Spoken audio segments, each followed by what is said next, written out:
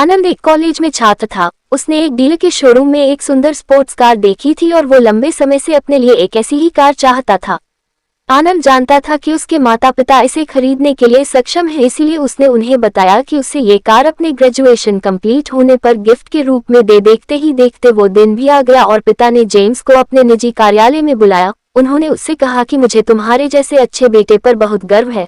उन्होंने उसे बताया कि वह उससे कितना प्यार करता है और उसे एक प्यारा रैपर से लिपटा हुआ उपहार दिया।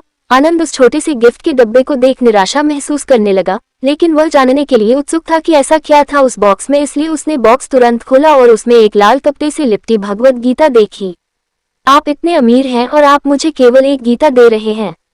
काफी गुस्से से अपने पिता पर वो चिल्लाया और अपनी नाराजगी और गुस्से के वश में आकर आनंद ने न आव देखा न ताव, तुरंत घर छोड़ दिया। काफी साल बीत गए। आनंद अब एक सफल व्यवसाय बन गया था। वह अपने जीवन में खुश था। उसकी शादी हो चुकी थी और उसके 2 बच्चे थे। उनका परिवार एक सुंदर घर में रहता था, लेकिन उसके पिता के साथ टूटे रिश्तों के कारण उसकी आत्मा अभी भी आहत थी। आनंद अपने पिता का घर छोड़ने के बाद कभी उनसे नहीं मिला था।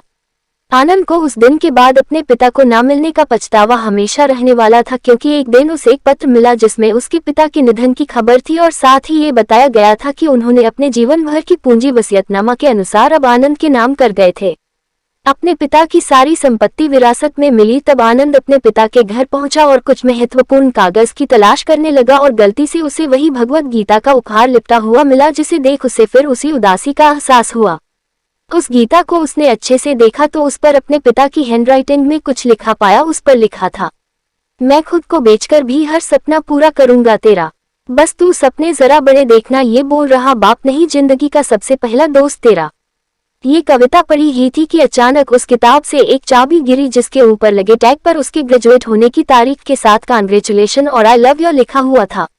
आनंद के सर के ऊपर से उसके पिता का साया तो पहले ही उठ चुका था और आज उसकी जिंदगी की सबसे बड़ी गलती के बारे में जानकर उसके पैरों के नीचे से जमीन भी खिसक गई। इस दिन आनंद की आंखें और रूह दोनों पछतावे के आंसू रोई।